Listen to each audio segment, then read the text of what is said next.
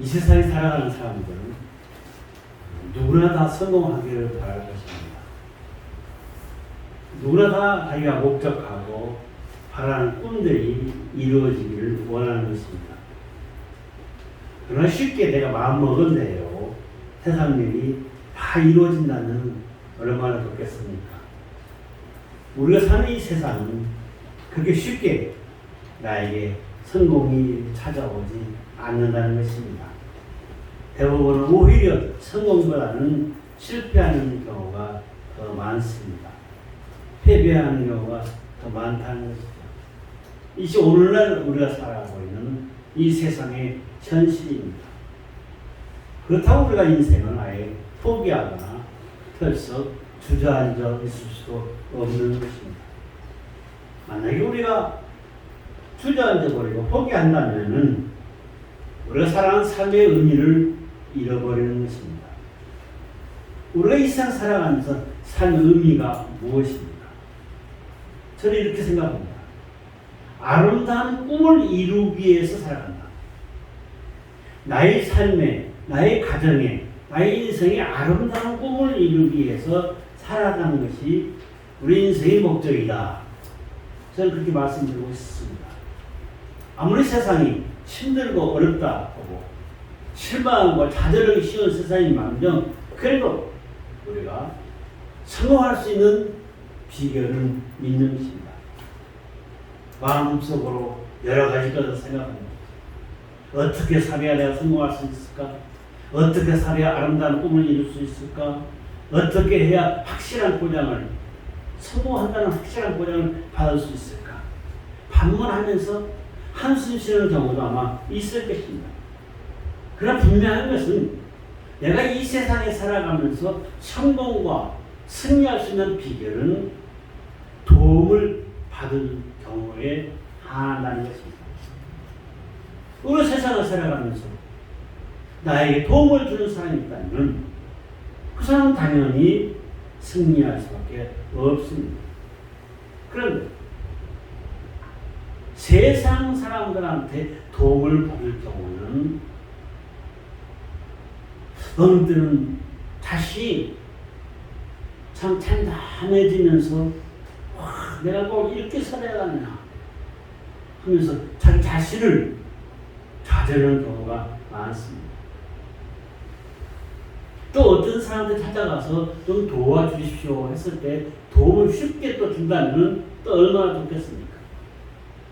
대부분이 거절하죠. 저도 살기 힘듭니다. 코로나19 시대에 어떻게 제가 도울 힘이 있습니까?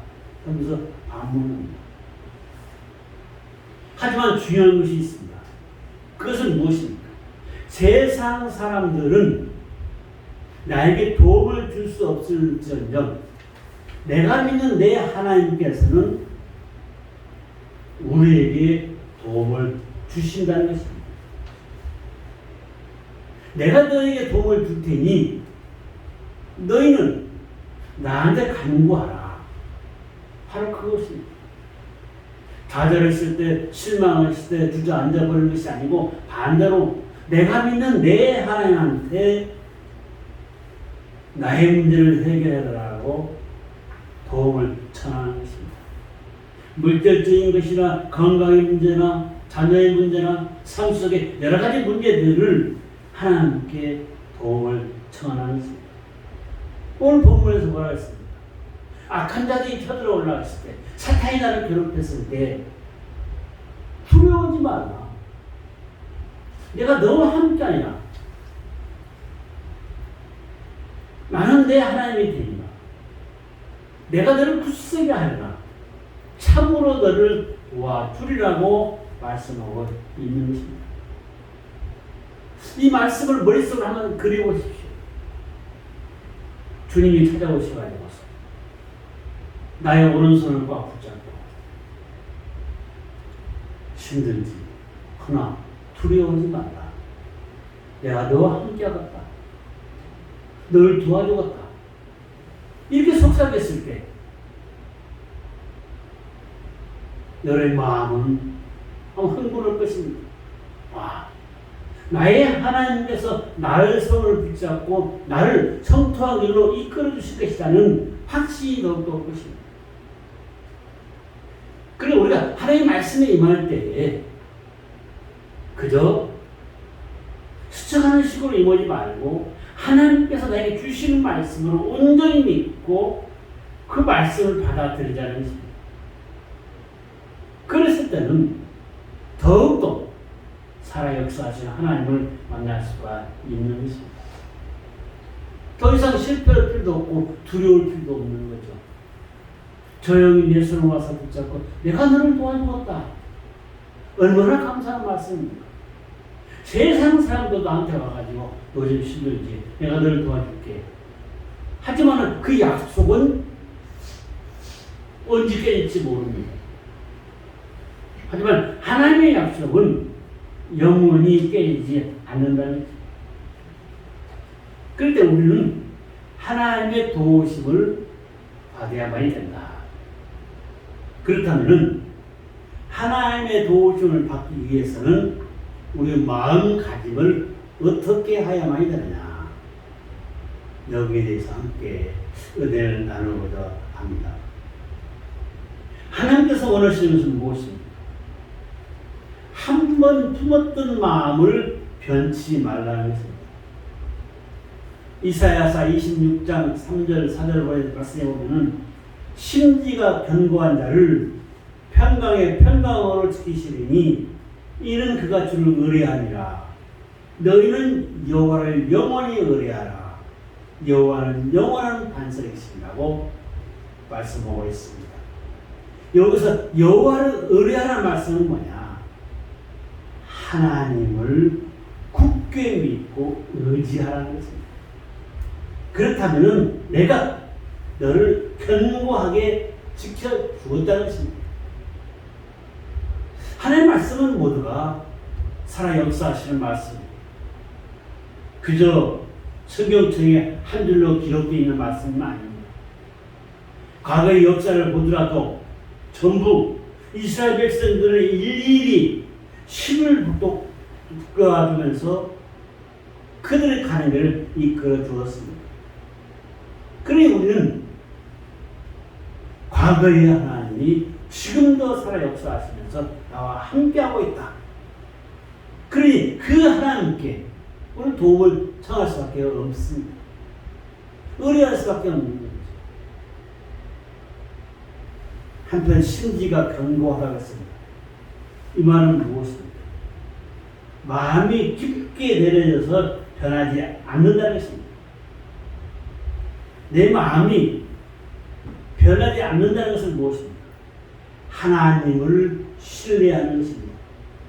우리가 하나님을 굳게 믿고 의지하면은 하나님께서 나의 문제를 해결해 주실 것이다 라는 확신 있는 신앙을 가지고서 믿음의 생활을 하자는 것입니다. 그랬을 때 우리는 흔들릴 리가 없습니다. 흔들리지 아니하는 믿음을 소유했을 때 하나님께서 분명코 도와주십니다. 바다에 나가면 어떻습니까? 파도가 밀려옵니다. 요동칩니다. 그러한 속에서도 흔들리지 않고 간다면 하나님께서 나의 소원의 항구, 소망의 항구로 인도하여 주신다는 것입니다. 흔들리지 않는 신앙. 이게 바로 뿌리가 내리진 신앙입니다. 뿌리 깊은 신앙입니다. 요즘에 세대에서 뭐라고 합니까? 작심삼일이라 세일만 지나면 변하는 거죠. 심지어는 작심삼초라고 합니다. 금방 이렇게 마음 먹었다가 고개만 옆으로 돌리면 또 다른 생각합니다. 이건 왜 그렇습니까? 심지가 건거리를 못하기 때문에 흔들리는 것입니다. 우리 신앙은 흔들리지 않는 신앙 속에서 하나님께 도움을 청한다면 하나님께서 분명코 나의 꿈을 이룰 수 있는 은혜의 축복을 내려주십니다. 제가 항상 말씀드립니다. 오뚜기처럼 흔들릴지언정 변함없이 우뚝 서는 것입니다. 내가 믿는 내 하나님은 분명코 나의 삶을 행복의 길로 소원의 항구로 인도해 주실 것이라는 확신 없는 믿음 가운데 살자는 것입니다. 그것은 무엇입니까? 변함없는 신앙입니다. 변함없는 신앙. 하나님 그것을 요구하시는 것입니다. 지조를 지키라는 것입니다. 신앙생활도 저는 저희 교회 성도님한테 들어가면 감사합니다.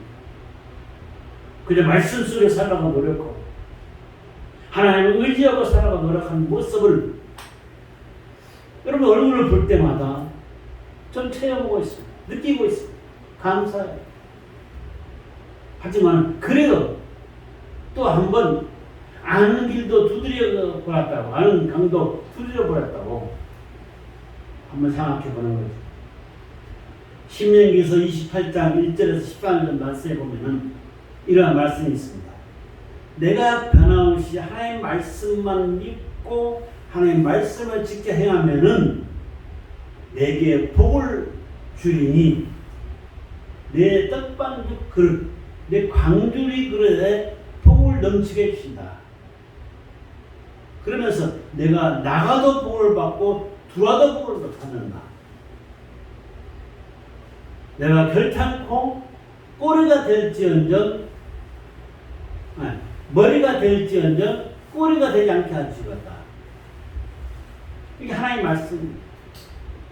너를 머리로 울뚝 세워주었다. 내가 흔들리지 않는 믿음 가운데 있을 때 하나님께서 우리에게 주시는 은혜는 변하지 말라고 하는 거죠. 환경에 치우치지 말고 변함없는 사랑 가운데 살아가라는 것입니다. 성경에 보게 되면은 하나님의 말씀을 가지고 살면서 승리하는 사람들이 많이 나옵니다. 첫 번째 세계에 보신 사람이 다니엘입니다. 다니엘은 총리까지 됐죠. 그릇을 들고자 다른 사람들이 모함을 합니다. 꾀를 부립니다. 다니엘은 항상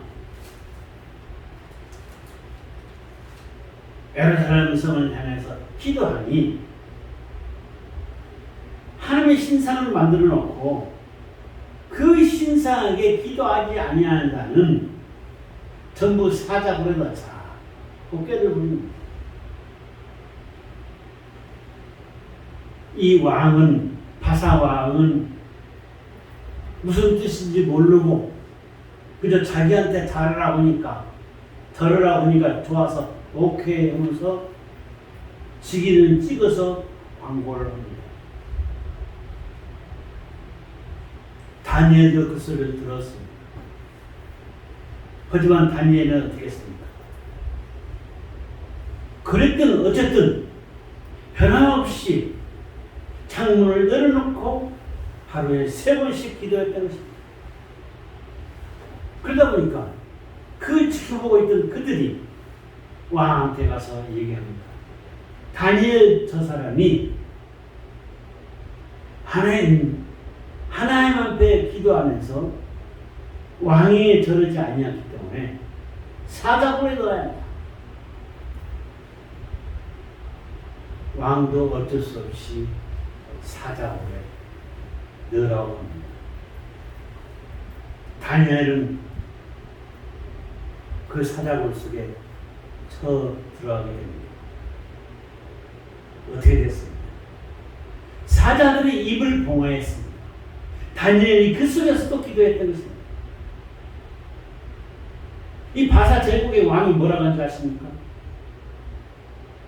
사랑하는 다니엘아, 내가 섬기는 내 하나님 너를 지켜주실 것이다. 그렇게 얘기합니다. 하나님께서 다니엘을 지켜주었습니다. 그리고 대신 그들을 사자굴 속에 넣어서 다 죽게 만든 적이 있습니다. 욥은 또 어떻습니까? 동방에 채워가는 갑부였지만 모든 것을 다 잃습니다. 하루아침에 다 잃습니다. 하지만 그래도 하나님을 찬양합니다. 자기 친구들이 자기 마누라까지 몸에는 악창이 생기고 그런 처지에서도 하나님께 기도합니다. 하나님을 찬양합니다. 나중에는 어떻게 됐습니까? 갑절의 축복을 받았습니다. 한 사람 더 예를 들자. 요셉이 있습니다. 요셉은 보디발의 집으로 팔려갔어요. 그곳에서도 열심히 일했습니다. 그러면서 하나님을 또 섬겼습니다. 그 처의 모함 속에 감옥에 갇힙니다. 감옥 속에서도 하나님께 기도하면서 영광을 돌립니다. 이들 모두가 변함없는 신앙 속에서 하나님께 영광을 돌렸을 때 하나님께서 영화를 누릴 수 있는 은총을 허락하여 주었다는 것입니다. 우리의 삶도 마찬가지입니다. 변함없이 오로지 주님만 바라보면서 하나님만 섬기고 하나님께서 나의 하나님이시다. 지난 목요일날 저희 총회에서 행사가 있었습니다. 설교를 하신 분이 이렇게 설교하시더라고요. 아버지 것, 내 것. 내 것, 또 내 것. 이것은 무엇입니까? 그러면서 하나님만을 향하라는 것입니다. 하나님께서 모든 것을 주시기로 했으니 우리 하나님께 기도하면 우리 하나님의 자녀이기 때문에 하나님께서 모든 것을 우리에게 주실 것이다. 그래 내가 가지고 있는 것 또한 하나님께서 주신 것이니 하나님 것이다. 라고 얘기합니다. 변함없는 신앙. 이거를 원하시는 거죠. 반대로 성경에 보게 되면 자기의 개인적인 생각 속에서 하나님의 도우심을 받지 못하고 끝난 사람들이 있습니다. 에서가 그랬습니다. 자기의 생각 속에 있다가 장자의 권을 잃어버렸죠. 동생한테 빼앗겼습니다. 축복의 권도 빼앗겼습니다. 사울왕도 그랬습니다. 하나님만 섬기고 나갔으면 좋았을 텐데 다윗과의 그 싸움 속에서 그는 끝내는 전쟁터에서 죽고 맙니다. 가룟 유다도 그렇습니다. 하나님을 섬기고 주님을 섬긴다면 마음이 변하지 말아야 했을 텐데 마음이 바뀌어가지고 그는 자살까지 합니다. 하나님의 도우심을 받을 수 있고 없고는 남한테 달려있는 것이 아니고 내 자신에게 있다. 나의 신앙이 변함이 있느냐 없느냐 거기에 달려있는 것입니다. 우리는 편리할대로 예수를 믿는 것이 아니고 오로지 나는 주님만을 섬기겠노라. 나는 그러한 신앙을 갖자는 것입니다. 그랬을 때 하나님께서 도와주십니다. 두 번째는 뭡니까? 변함없는 신앙을 가지되 하나님만을 바라보자는 것입니다. 하나님만을 바라보자. 이사야서 40장 31절 말씀에 오직 여호와를 앙망하는 자는 새 힘을 얻으리니 독수리의 날개치며 올라감 같을 것이요 바람밖에를 해도 부단하지 아니하였고 걸어가도 피곤치 아니하리라 했습니다. 영육간에 내가 기력이 없어가지고 힘들 때라도 하나님 바라보면은 하나님께서 나에게 힘을 주시기 때문에 항상 하나님만 바라보라는 거죠. 하나님만 앙망하라는 것입니다. 다른 막질을 하여도 고단하지 않고 내가 이 세상 살아가도 걸어가도 피곤하지 않겠다는 것입니다. 바로 하나님께서 하나님만 바라보는 자에게 힘과 능력을 주신다는 것입니다. 그러니 우리는 하나님만 바라보아야 하는 거죠. 그랬을 때 하나님께서 우리를 도와주시는 것입니다. 하나님만을 바라봤을 때 하나님께서 나의 희망을, 나의 꿈을 실현시켜 주신다는 것입니다. 하나님을 바라보고 우리는 하나님께 도움을 청하면 되는 것입니다. 솔직히 이 세상은 어떻습니까? 눈만 돌리면 유혹이 우리를 흔듭니다. 또 미혹된 사람도 마음이 또 우리도 흔듭니다. 하지만 우리는 세상을 바라보면서 사람을 바라보면서 미혹되지 말고 유혹에 당하지 말고 오로지 하나님만을 바라보자. 살다 보면 물론 종종 하나님을 잊어버릴 경우가 있습니다. 삶이 바쁘다 보니까 하나님을 생각하지 못할 경우도 있습니다. 또 한때는 일부러 하나님께서 이 정도는 용서해 주시겠지, 이 정도는 참아 주시겠지 하면서 자기 마음대로 생각합니다. 그 결정을 합니다. 때로는 의식적으로, 때로는 무의식적으로 하나님을 저버리는 경우가 있다는 것입니다. 그래서 경우에 하나님께서 축복해 주시지 아니하십니다. 절망 속에서 내 생각대로 이루려고 했을 때 고생은 나에게 찾아오는 것입니다. 여러분 야곱 아시죠? 다음 시간에 야곱에 대해서 말씀드릴 것입니다. 구체적으로. 야곱은 어땠습니까? 재물도 많이 얻었고 아내도 4씩이나 됩니다. 더 이상 바랄 것이 없습니다. 부귀를 다 얻었습니다. 하지만 그래도 참담했습니다. 마음적으로 고향을 그리워하면서 고향 땅을 향해서 가려고 합니다. 그랬을 때 어떠한 문제가 생깁니다. 형이 자기가 속이고 도망 나왔을 때 그 형이 자기를 죽이려고 400명의 군사를 이끌고 온다고 합니다. 그리 어쩔 수 없이 야곱강가에서 기도를 했습니다. 그리고 문제를 해결받는 거죠.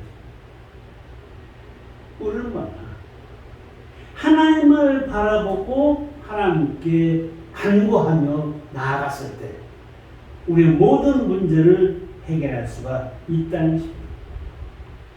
우리는 변함없는 마음속에서 하나님만을 의지하고 하나님께 나의 모든 것을 맡겨만이 된다는 것입니다. 그랬을 때 하나님께서 우리를 도와주십니다.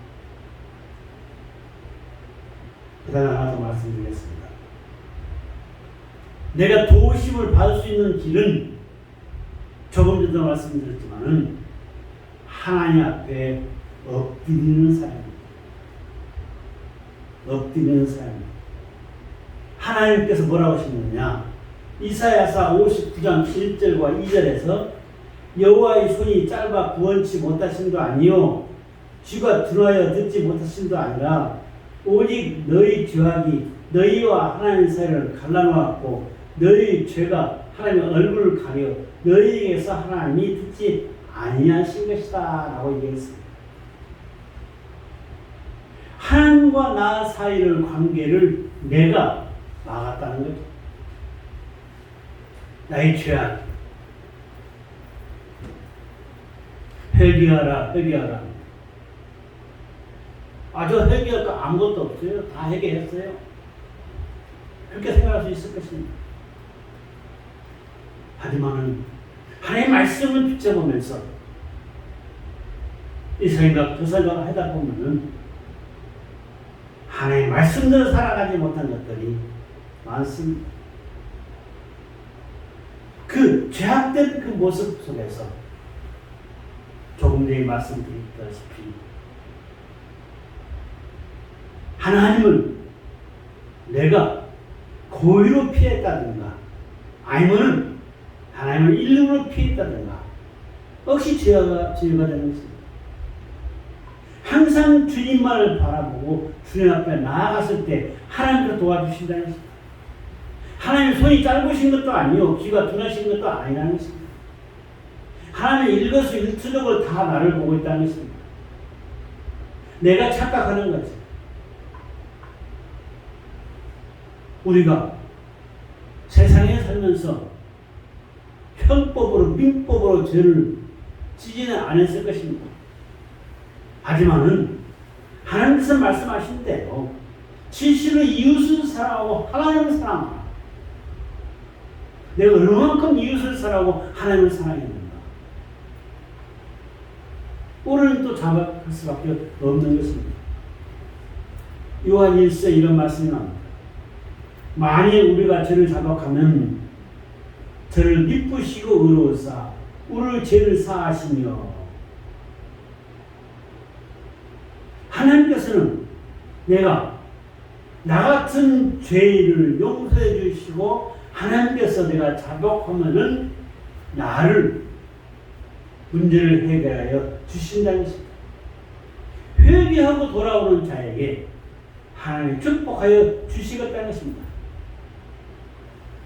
두 가지 예만 드리겠습니다. 막달라 마리아가 있죠. 그는 어떤 사람입니까?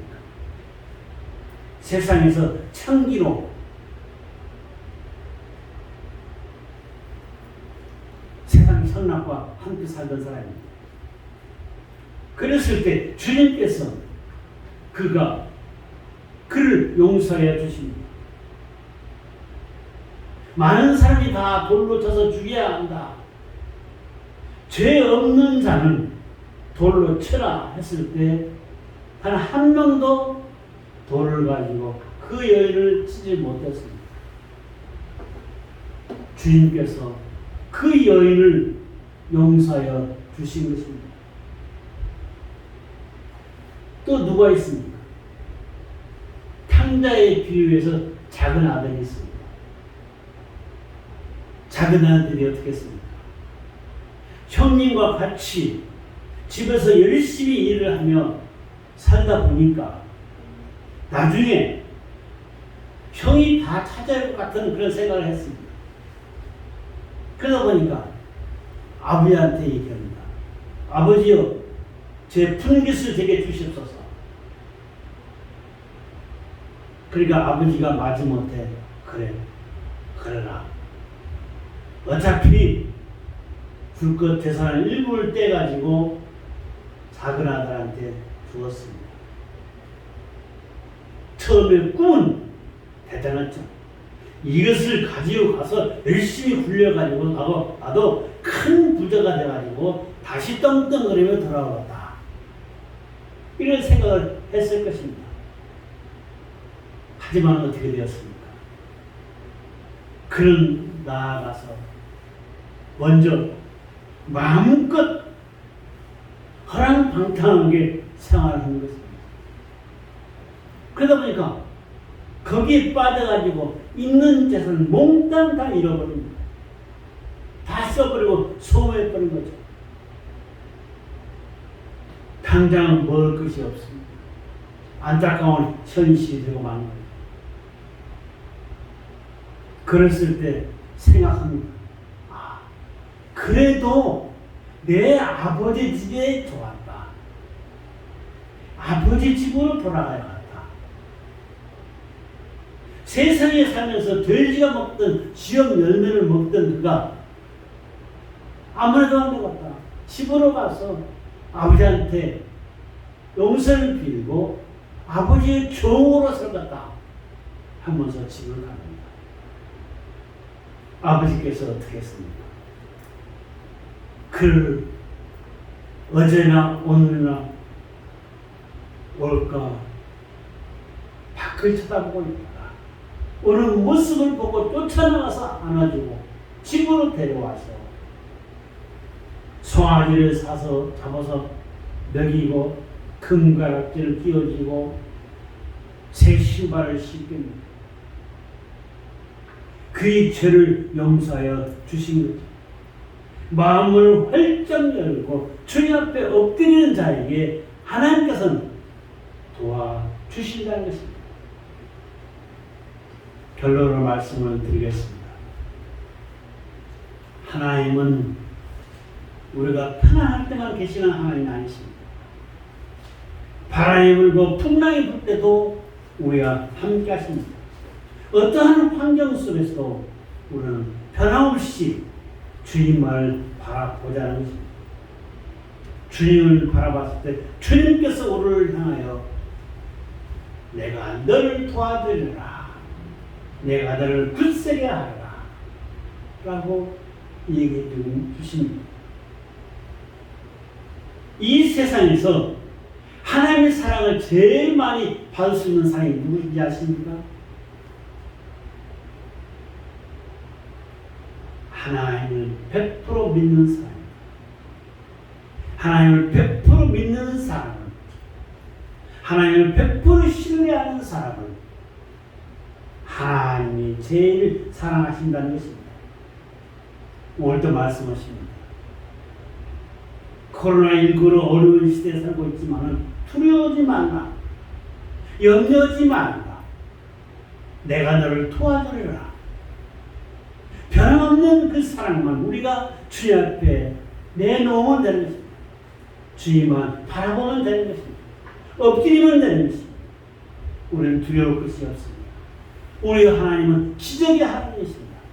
그 기적을 우리에게 베푸기를 원하시고 계시다는 것입니다.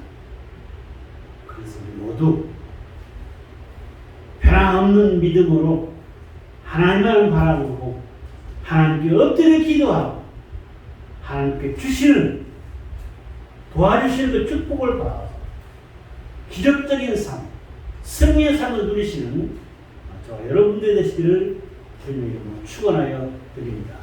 기도하시겠습니다. 고마우신 아버지 하나님 감사합니다. 주님께서 원하시는 것은 변함없는 신앙을 원하지 않습니까? 변함없는 믿음으로 하나님을 바라보며 하나님께 엎드려 기도하며 하나님께 도움을 요청하는 저희들이 삶이 되게 해주시소서.